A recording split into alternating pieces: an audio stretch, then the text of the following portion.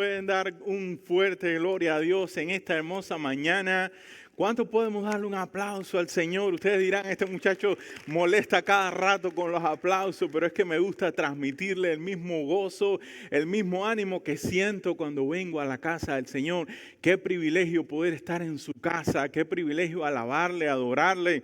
Estar con nuestros hermanos en esta hermosa mañana, en el Día del Señor, y poder continuar esta hermosa serie que, haciendo un paréntesis, doy muchísimas gracias al Señor y muchas gracias, Pastor, por esta linda oportunidad de poder contribuir dar mi granito de arena, en ayudar en la edificación de cada uno de nosotros como hermanos en Cristo que somos. Y mis hermanos, ustedes saben que estamos en esta serie del libro de Filipenses titulada Elige el gozo. No sé cuántos pudieran repetir esta frase conmigo a la 1, a las 2, a las 3. Elige el gozo. Una vez un poquito más fuerte, vamos allá. 1, 2, 3.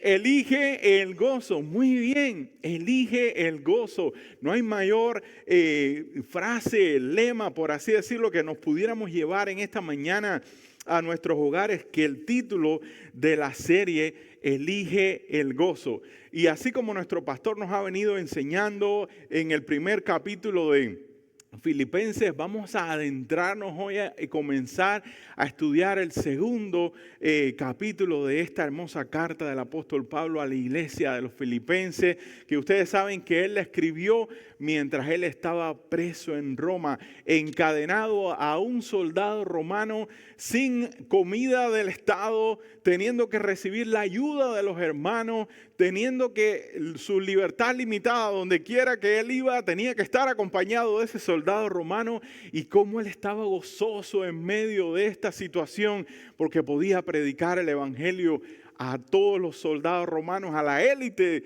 de Roma, por así decirlo. También llegó el evangelio a través de esta situación. Así que, mi amado hermano, si usted está pasando alguna situación difícil en esta mañana, cualquiera que sea, elige el gozo.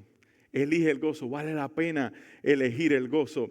Mire, amado hermano, vivimos en una generación que ha aprendido a girar la cámara hacia sí misma. Ustedes saben que antiguamente, no sé cuántos años atrás, usted tenía que ponerse ahí tranquilito, y si usted estaba de turista o de paseo en algún lugar, usted tenía que esperar a que pasara alguien amablemente y darle su cámara o su teléfono, si ya existían los teléfonos, y decirle: ay, por favor, ¿me puedes tomar una foto?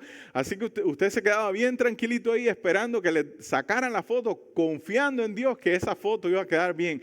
Pero hace mucho tiempo, hace años, ya la generación Z, que son esos amados adolescentes que muchos son nuestros hijos, nos enseñaron que la cámara se podía volver. Ya usted no necesitaba esperar a que le tomaran la foto en este ángulo, sino que usted mismo podía tomar la cámara y girarla hacia usted. Imagínense, tanto así que en el año 2013 el diccionario Oxford seleccionó la palabra selfie, que es el título que damos al hecho de autofotografiarnos con la cámara, por así decirlo, como la palabra del año. Desde entonces miles de millones de imágenes han sido tomadas en todo el mundo, y se supone o se estima que desde la generación Z, cada uno de ellos al menos habrá tomado en su vida 25,000 fotos.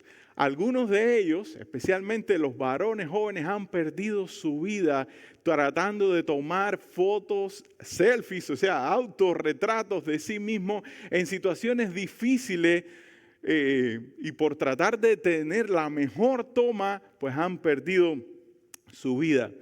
Los sociólogos dicen que ahora vivimos en la era del perfil curado. O sea, esto para ellos significa que cada instante de la vida se va a convertir en contenido.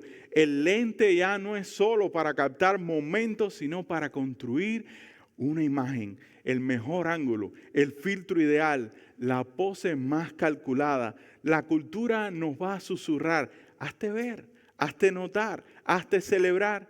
Sin embargo, cuanto más nosotros giramos la cámara y el lente hacia nosotros mismos, más insatisfechos nos sentimos, más tristes, más desanimados, más deprimidos, más desconsolados, más solos nos sentimos. Y el problema es que muchos de nosotros hemos creído la mentira de que la felicidad consiste en mirar hacia nosotros mismos, en ocuparnos específicamente de nuestras situaciones, de nuestros intereses personales primero y después todo lo demás. Y de esa manera seremos felices. Y hemos adoptado esta mentira tratando el enemigo de que nosotros olvidemos que el verdadero gozo se encuentra en el Evangelio.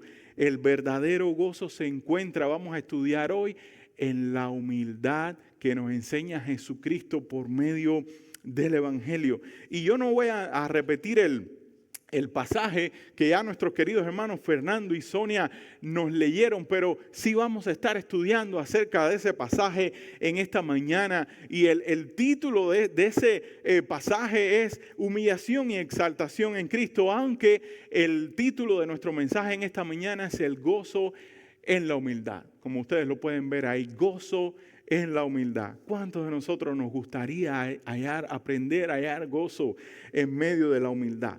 Miren, mi querido hermano, en Filipenses 2, que es el capítulo que vamos a estudiar hoy, Pablo nos recuerda que el verdadero gozo no se encuentra en vivir centrado en nosotros mismos, sino en aprender a vivir de manera desinteresada. Exactamente como nuestro querido hermano Fernando lo describía mientras oraba. Señor, ayúdanos a aprender a poner nuestros intereses en otras personas. Él resumió exactamente el tema del cual vamos a hablar en esta mañana, si Dios quiere. Sin embargo, el mundo nos va a decir, la cultura nos va a animar, hazte notar, búscate a ti mismo, pon tu vida en el centro. Pero Pablo nos enseña que el gozo se experimenta cuando dejamos el yo a un lado y seguimos solamente el ejemplo de Cristo. Porque Cristo no vino a construir una imagen perfecta, no vino a buscar reconocimiento ni a construirse un estatus o a proyectarse con un estatus maravilloso. Él vino a entregarse, Él vino a servir, Él vino a dar su vida a favor de otros. Según Pablo, ahí específicamente está la clave. El gozo llega a nuestras vidas cuando aprendemos a caminar en humildad. Olvidándonos de nosotros mismos y fijando nuestra mirada en la entrega humilde y perfecta de Jesucristo. ¿Estaría usted dispuesto a seguir el ejemplo de su Señor Jesucristo en esta mañana? Por eso vamos a entrar en el primer punto en esta mañana y se llama olvidándote de ti mismo. El primer punto se titula olvidándote de ti mismo. Y Pablo comienza con una base firme en el versículo 1. Por tanto, dice el versículo 1, si hay algún estímulo en Cristo, si hay algún consuelo de amor, si hay alguna comunión del Espíritu, si hay algún afecto y compasión. La frase pareciera condicional. Parece que es que el apóstol estaría diciendo, bueno, si esto lo tienen, pero en el griego suena como una condición, pero positiva. Es como si él estuviera diciendo eso mismo, pero en un lenguaje positivo. Ya que tienen un estímulo en Cristo, ya que tienen el consuelo del amor de Dios, ya que tienen la comunión del Espíritu Santo, ya que tienen el afecto y compasión, ya que han recibido todo eso del Señor, aprendan a gozarse en la humildad de Jesucristo por medio del Evangelio. Pablo no está preguntando, Pablo está recordando, no está planteando posibilidades, está declarando realidades. Es como si le dijera, iglesia, antes de hablarle de cómo deben vivir, quiero que no se olviden de lo que ya ustedes son en Cristo. Siempre en la palabra de Dios vamos a ver que es más importante el ser que el hacer. Porque nosotros cuando intentamos hacer algo para el Señor, se va a reflejar automáticamente qué es lo que nosotros ya somos anteriormente. O sea, que nosotros no tenemos que adorar a Dios para ganarnos su favor. Nosotros lo adoramos porque ya Él pagó el precio de amarnos primero y de entregarse por cada uno de nosotros. Así que, hermanos, pensemos en lo que Pablo está diciendo aquí. ¿Has sido animado alguna vez por Cristo en medio de tu tristeza? Puedes pensarlo por unos instantes. ¿Has recibido el consuelo del amor del Padre cuando te sentías perdido? ¿Has experimentado el poder del Espíritu Santo que te sostiene en medio de tu debilidad? ¿Has sentido la ternura de Jesús cuando nadie más estuvo cerca?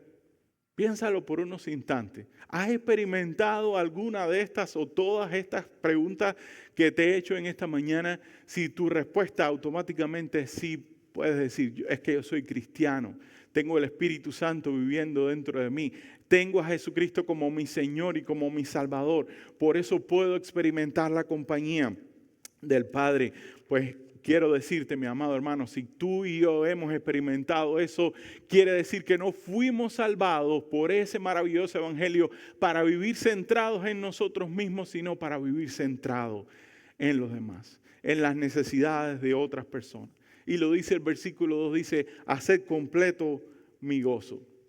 Fíjense que el apóstol Pablo se puede imaginar en esa cárcel horrible en Roma, encadenado a un soldado romano, teniendo que depender de la ayuda, de la ofrenda que le mandaba la iglesia de los filipenses o algún otro hermano para que él pudiera suplir sus necesidades. Y no está diciendo, por favor, podrían firmar una carta de recomendación al César en Roma, a ver si yo puedo ser liberado, yo soy el apóstol de ustedes, por favor, podrían recoger una ofrenda para ver si podemos de alguna manera sobornar al imperio romano. Podrían, por favor, interceder por mí ante Roma. Estoy desesperado en medio de estas cadenas. Sin embargo, para nada, absolutamente es ese el interés de Pablo.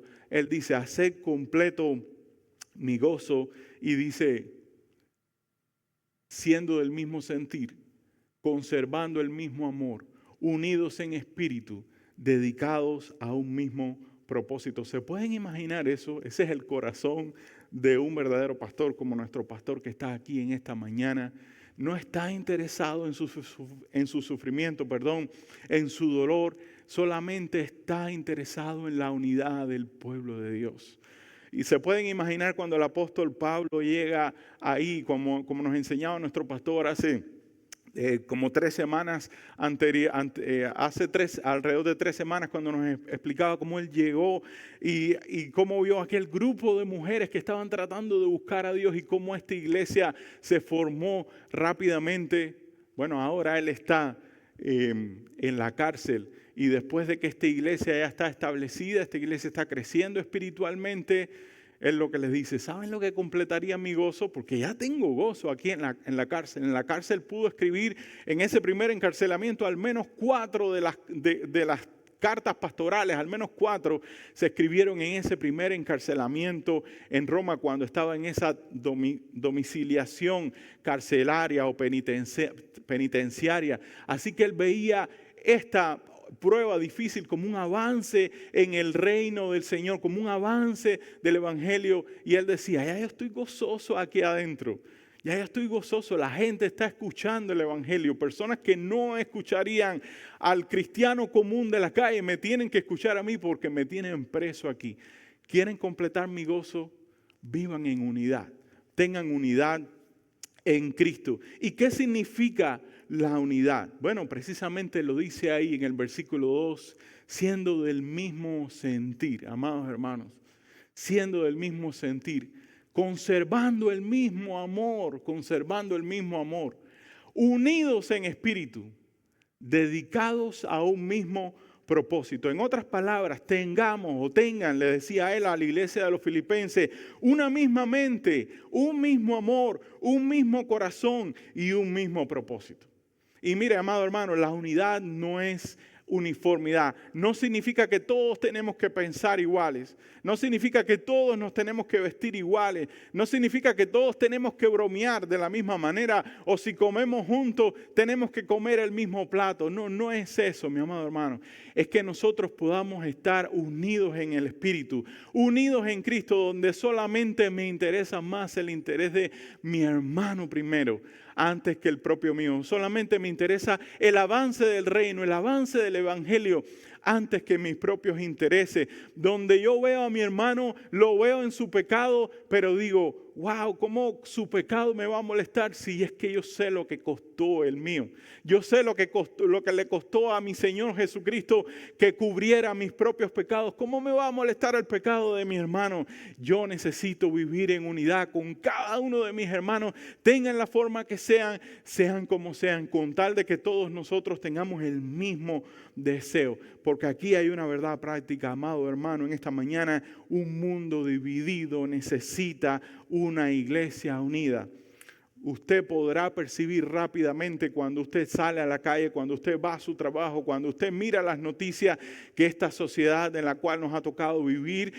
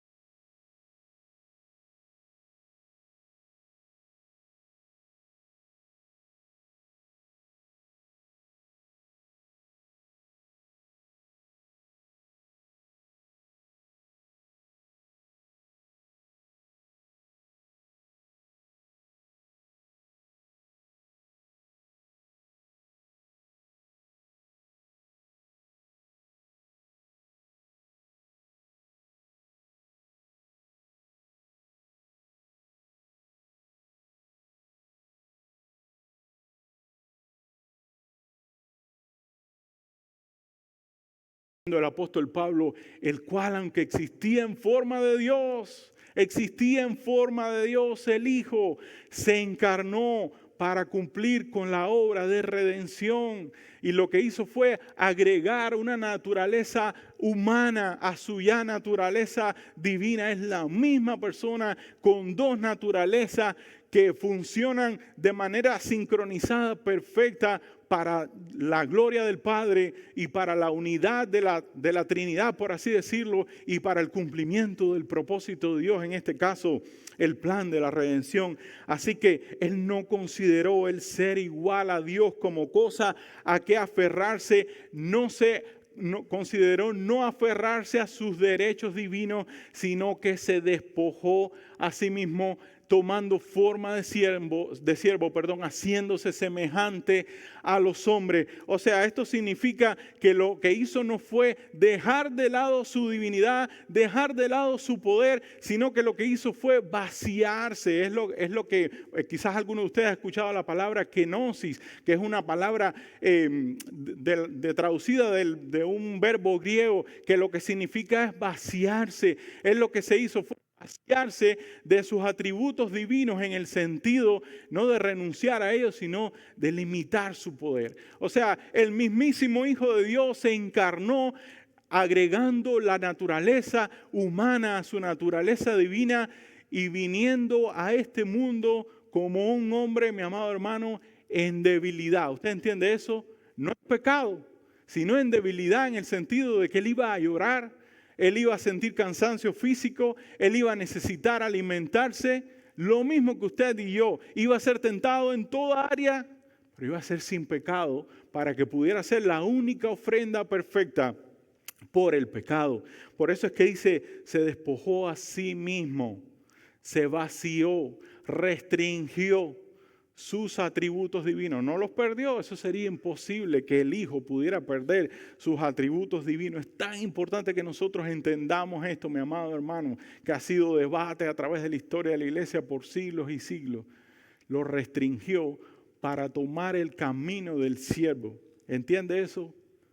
No consideró el ser igual a Dios como cosa a que aferrarse, sino que se despojó a sí mismo para tomar el camino del siervo.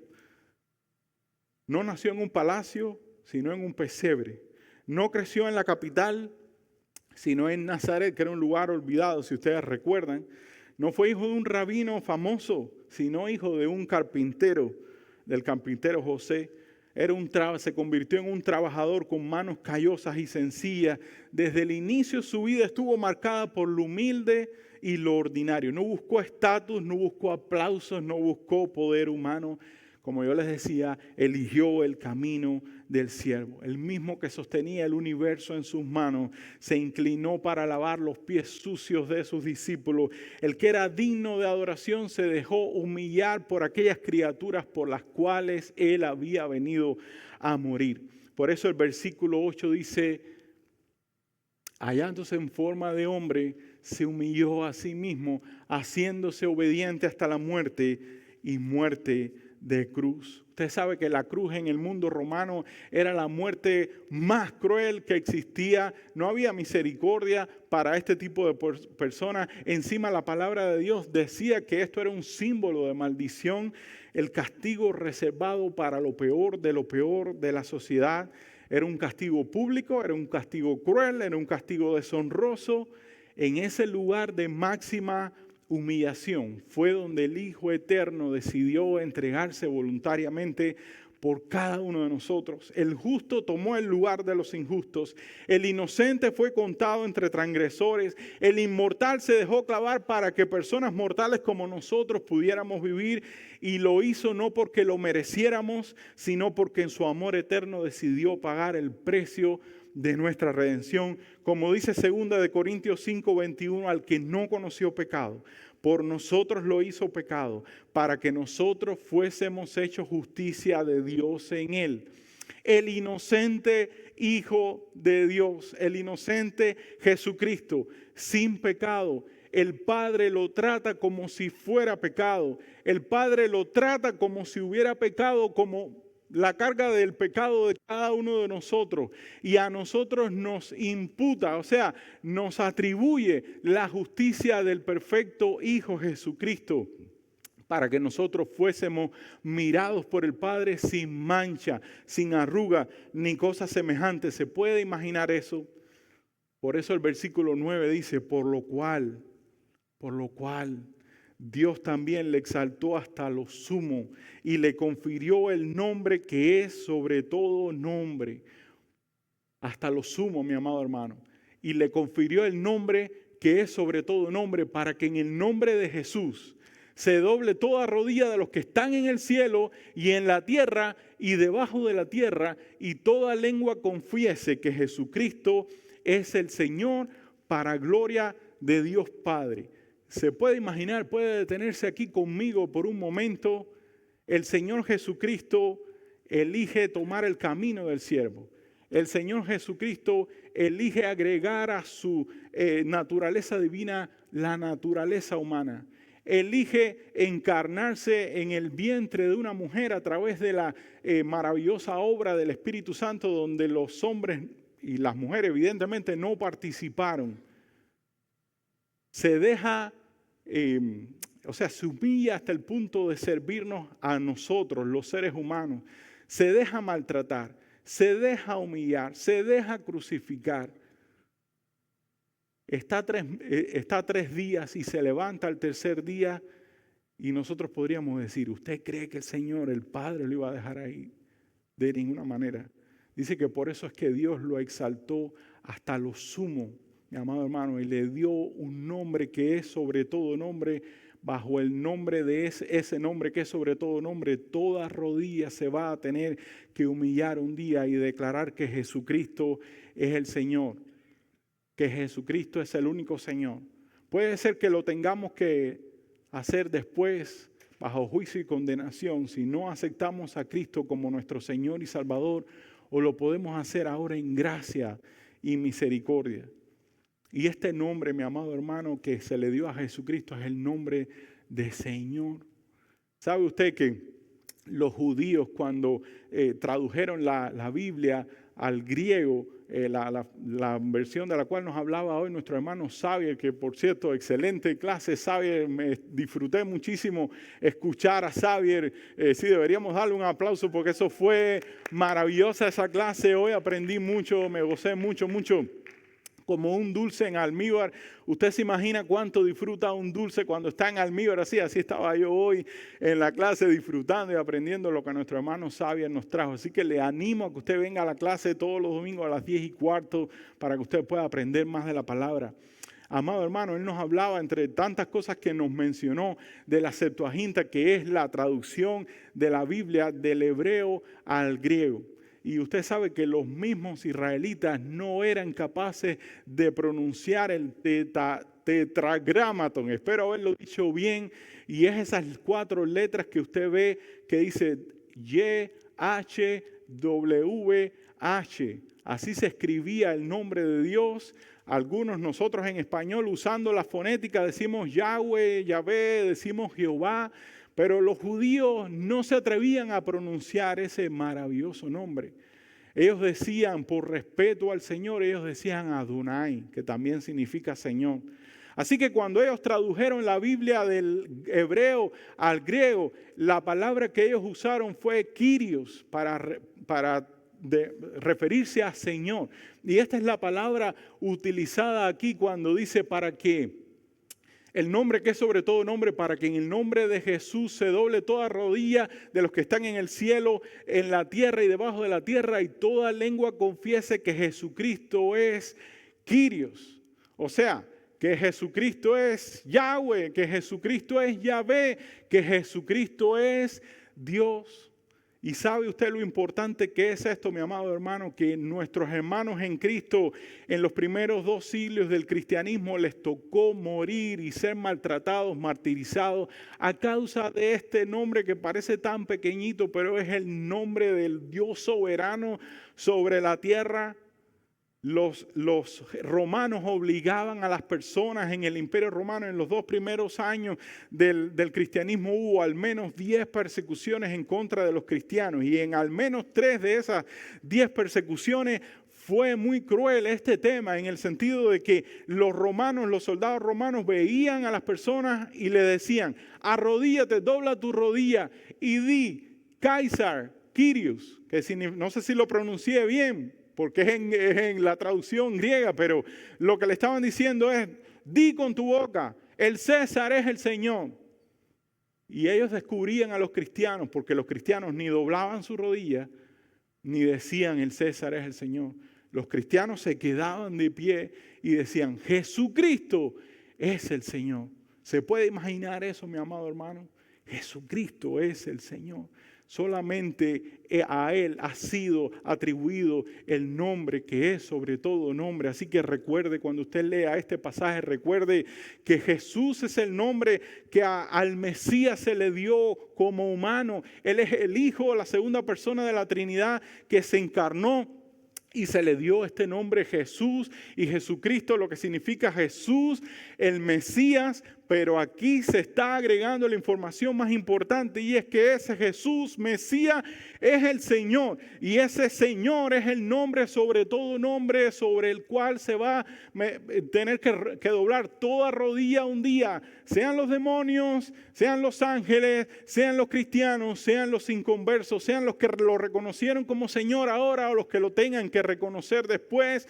Todos nosotros vamos a tener que doblar ese día sí la rodilla y decir: Jesucristo es el Señor, Jesucristo es el Señor, para gloria de Dios Padre. Para gloria de Dios Padre. Amado hermano, dice la palabra del Señor, y ya estamos prácticamente terminando. Dice, Jesús un día le dijo a sus discípulos, dice: ¿sabes que los gobernantes de las naciones se enseñorean de ellas y los grandes ejercen autoridad sobre ellas? Pero no ha de ser así entre vosotros, sino que el que quiera hacerse grande entre vosotros será vuestro servidor, y el que quiera ser el primero entre vosotros será vuestro siervo, así como el Hijo del Hombre. Así como el Hijo del Hombre, a quien le ha sido conferido el nombre sobre todo nombre. No vino para ser servido, sino para servir y para dar su vida en rescate por muchos. Y puede ser que esa palabra a muchos les suene a algo plural, pero lo que Dios quiere es que tú sepas que ahí estás tú, para dar su vida en rescate por ti.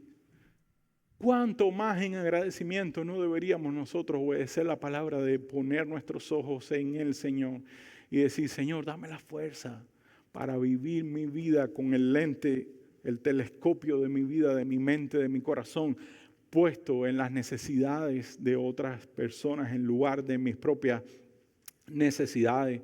El escritor de Hebreos lo resume así: puestos los ojos en Jesús, el autor y consumador de la fe, quien por el gozo puesto delante de él soportó la cruz, menospreciando la vergüenza, y se ha sentado a la diestra de Dios. ¿Quieres conocer el verdadero gozo? Solamente se encuentra en Cristo y en el Evangelio. Solamente se encuentra en vivir obedeciendo al Señor Jesús. Y en esta mañana lo queremos obedecer tomando el ejemplo que Él nos dio. El camino del siervo. El camino del que se humilla delante del Señor. El camino del que se goza con los que se gozan. Del que llora con los que lloran. El camino de aquel que está interesado no en llegar a la iglesia y decir: ¿qué me van a dar hoy? ¿Qué voy a recibir hoy? ¿Estará bueno el culto? ¿Predicará bien el pastor? Los hermanos de la alabanza cantarán bonito. Ese no es el camino del siervo. Esa no es la actitud que Jesucristo nos enseña en la palabra del Señor. La actitud que Él quiere es que nosotros vengamos y digamos: ¿a quién puedo amar hoy? ¿A quién puedo servir hoy? Señor, ¿cómo puedo darle un poquito de ti a alguien que lo necesita? Yo te invito a que tú cierres tus ojitos por un momento, y ya yo voy a entregar este lugar aquí al grupo de alabanza y posteriormente a nuestro pastor. Pero quiero que cierres tus ojitos por unos instantes, por un momento. Quiero que reflexiones en lo que dice, con tus ojitos cerrados, si te parece bien, en lo que dice el capítulo 1 de Juan. Y llévate esto en tu corazón. Dice que en el principio existía el Verbo. El Verbo es la palabra, el Verbo es nuestro Señor Jesucristo. Y el Verbo estaba con Dios, estaba con el Padre. Y el Verbo era Dios, compartían la misma sustancia. Él estaba en el principio con Dios. Todas las cosas fueron hechas por medio de Él, y sin Él nada de lo que ha sido hecho fue hecho, ni siquiera tú y yo. En Él estaba la vida, en Jesucristo. Y la vida era la luz de los hombres, y la luz brilla en las tinieblas, y las tinieblas no la comprendieron. Vino al mundo un hombre enviado por Dios. Este es el Juan el Bautista, cuyo nombre era Juan. Vino como testigo para testificar de la luz, a fin de que todos creyeran por medio de él. Pero no era él la luz, sino que vino para dar testimonio de la luz. Porque dice, existía la luz verdadera que al venir al mundo alumbra a todo hombre, mi hermano, a todo hombre. El mundo estaba y el mundo fue hecho por medio de él, y el mundo no le conoció. A lo suyo vino y los suyos no le recibieron. Pero a todos los que le recibieron les dio el derecho de llegar a ser hijos de Dios. Es decir, a los que creen en su nombre, que no nacieron de sangre, ni de voluntad de la carne, ni de la voluntad del hombre, sino de Dios. Y el Verbo se hizo carne y habitó entre nosotros, y vimos su gloria, gloria como del unigénito del Padre, lleno de gracia y de verdad. Cierra tus ojitos por un momento y ayúdame a orar de esta manera. Mientras yo oro, haz tu propia oración, mi amado hermano. Haz tu propia oración. Señor Jesús, Padre de la gloria, Espíritu Santo, Dios nuestro, Señor, te buscamos con toda la fuerza de nuestro corazón. Reconocemos que nuestro Señor Jesucristo tiene el nombre que es sobre todo nombre. Un día, Padre de la gloria, queremos arrodillarnos delante de Él y reconocer que Jesucristo es el único Señor, el Verbo que estaba contigo, Padre, que compartía contigo la misma sustancia, que se encarnó, que vino y se convirtió en la luz de los hombres. Oh Dios mío, permite que Él pueda hacer luz para cada uno de nosotros en esta mañana. Que cada uno de nosotros pueda contemplar a Cristo, que pueda contemplar el Evangelio, que puedan contemplar tu obra redentora, y que podamos seguir tu ejemplo en la cruz, para poder servirte, para poder amar a las personas que tú amas, Señor, para poder interesarnos en aquellos por los cuales tú te interesas. Oh Dios mío, ponemos este tiempo en tus manos, te damos gracias, Padre. Ayúdanos a ser obedientes durante esta semana. Ayúdanos a seguirte honrando, obedeciendo, a seguir viviendo para ti, oh Padre amado. Y mi amado hermano, mientras seguimos en esta actitud, vamos a terminar en adoración, adorando a nuestro Señor con el grupo de alabanza.